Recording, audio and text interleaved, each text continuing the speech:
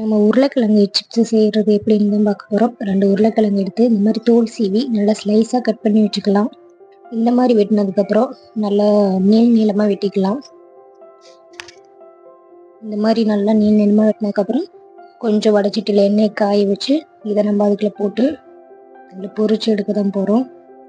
குழந்தைங்கள்லாம் நல்லா விரும்பி சாப்பிட்ற ஒரு டிஷ்ஷு தான்.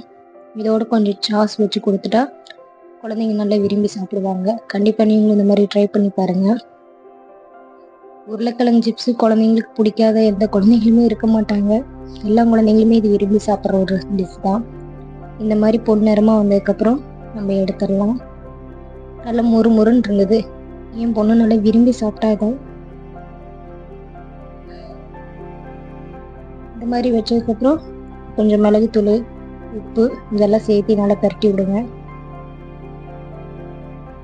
இந்த மாதிரி நல்லா பரட்டி விட்டு ஒரு பிளேட்டில் மாற்றி கொஞ்சம் சாஸ் தொட்டு கொடுத்தோம்னா நல்லா விரும்பி சாப்பிடுவாங்க.